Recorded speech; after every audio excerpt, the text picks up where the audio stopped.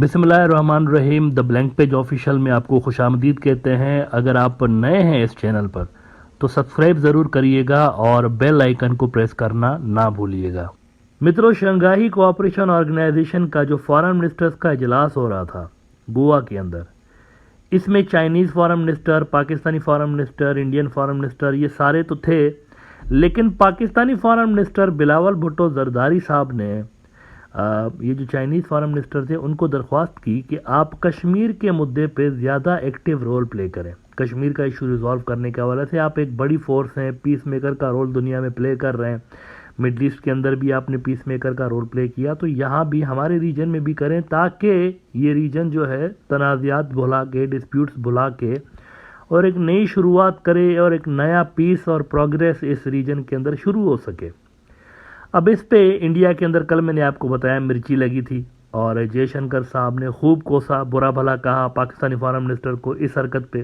لیکن S C او کے اس اجلاس کے بعد پاکستانی فارن منسٹر اسلام آباد آئے اور ان کے ساتھ ایک اور بھی شخصیت اسلام آباد آئی اور وہ تھی چائنیز فارن منسٹر۔ اب یہاں اسلام آباد کے اندر اصل میں 3 ملکوں کی ایک ٹرائلیٹرل ڈائلاگ ہو رہا تھا، چائنا، پاکستان اور افغانستان، ان تینوں کے جو فارن منسٹرز ہیں ان کی میٹنگ ہوئی ہے افغانستان، بالکل ایس سی او کے اجلاس کے فوراً بعد ان تینوں کی میٹنگ ہوئی ہے اور اس میں انڈیا کے لیے مزید پریشانی کی خبریں سامنے آ رہی ہیں۔ ایک تو وہاں پر یہ ہوا ہے کہ چائنا نے ڈائریکٹلی کشمیر کا مدعا ریز کر دیا ہے اور یونائٹڈ نیشنز کو بھی انہوں نے کہا ہے کہ آپ اس ایشو کو اٹھائیں اور جو ریزولوشن پاس کی ہیں اس کو پورا کریں، اس پہ عمل کرائیں۔ اتنے عرصے سے ریزولوشن پاس کر کے بیٹھیں، کچھ کریں تو صحیح اس ریزولوشن کا۔ اچھا، اس ریزولوشن میں ویسے یہ لکھا ہوا ہے کہ ووٹنگ ہوگی، یہ میں یہاں پر کئی بار بتا چکا ہوں کہ اس میں یہ لکھا ہوا ہے ووٹنگ ہوگی کشمیر کے اندر، پاکستانی کشمیر میں بھی اور انڈین کشمیر میں بھی، اور وہاں کے لوگ جو ہیں وہ ووٹ ڈالیں گے کہ انہوں نے انڈیا کے ساتھ رہنا ہے یا پاکستان کے ساتھ رہنا ہے۔ اب پاکستان تو تیار ہے ووٹنگ کے لیے کیونکہ گراؤنڈ پہ جو ریئلٹیز ہیں وہ ان کے فیور میں ہیں،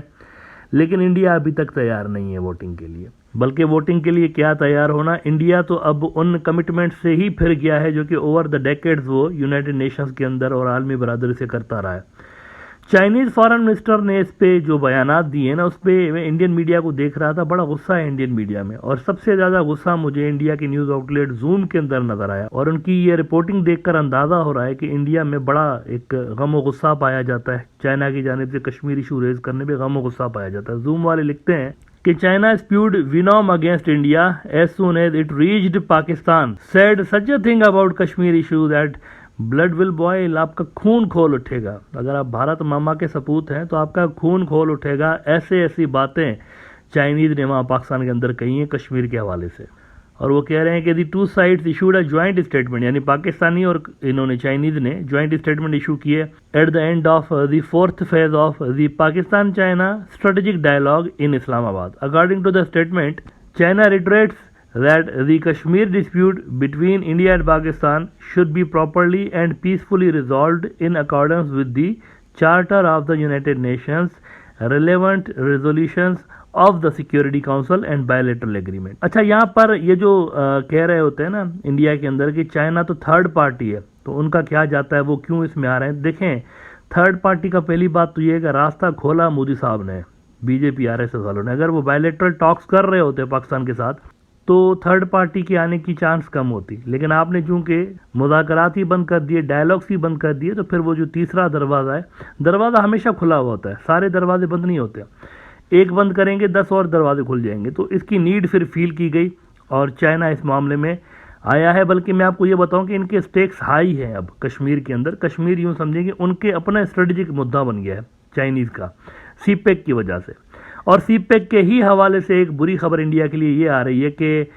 کشمیر کے اندر اب افغانستان جو ہے نا، افغان طالبان، ان کا بھی اسٹیک ریز ہونے جا رہا ہے کشمیر کے اندر۔ وہ یوں کہ یہ جو China Pakistan economic corridor Kashmir سے شروع ہو رہا ہے اور گوادر تک جا رہا ہے، اس کے ساتھ جوڑنے لگے ہیں افغان طالبان۔ تو چائنا پہلے ہی جڑا ہوا تھا کشمیر کے ساتھ، اب افغانستان بھی جوڑنے لگا ہے اس کے ساتھ۔ یہ جو کل اسلام آباد کے اندر فارن منسٹرز کی میٹنگ ہوئی ہے، افغانستان کے فارن منسٹر اور پاکستانی اور چائنیز فارن منسٹر کی، تو اس میں سی پیک ڈسکس ہوا ہے، افغانستان کی سی پیک کے اندر شمولیت۔ طالبان نے خود کہا ہے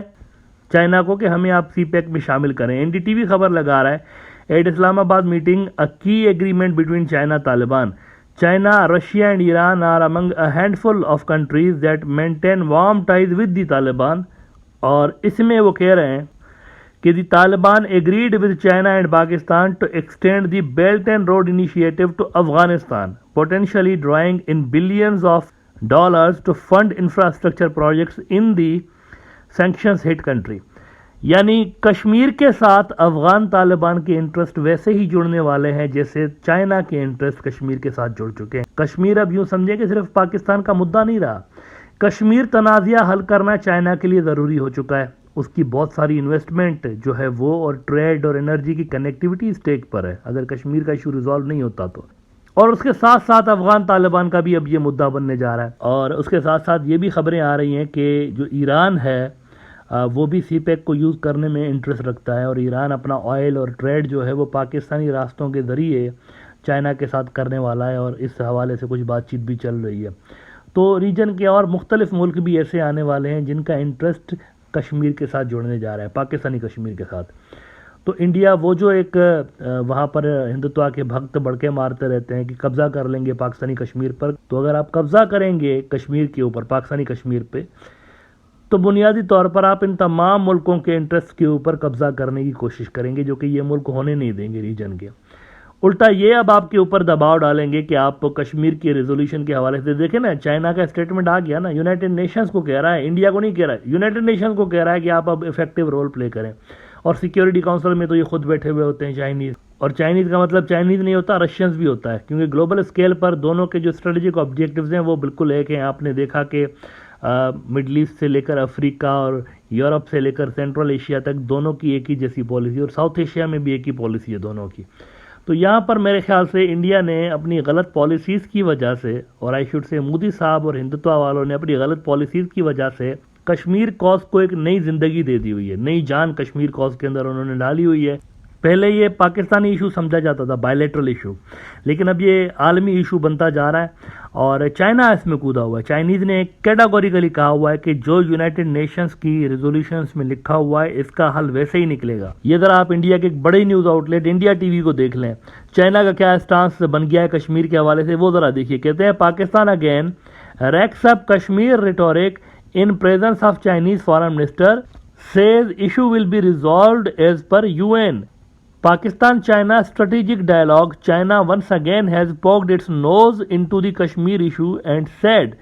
that it should be resolved while avoiding any unilateral action. تو چائنا already اس کے اندر انوالو ہو چکا ہے کشمیر کے ایشو کے اندر, اور وہ جو ڈر انڈیا کے اندر ظاہر کیا جاتا تھا کہ at some point of time یہ جو لداخ اور کشمیر کے جو ایشو ہیں یہ دونوں مل کے ایک ایشو ہو سکتے ہیں, وہ جو ڈر تھا وہ صحیح ثابت ہونے لگا ہے. اور یہ جو دو فرنٹس ہیں اصل میں یہ مرج ہو کے ایک فرنٹ بننے لگے ہیں, اور اس بدترین سیاسی اور سفارتی ناکامی کی ساری ذمہ واری بی جے پی اور آر ایس ایس پہ پڑتی ہے.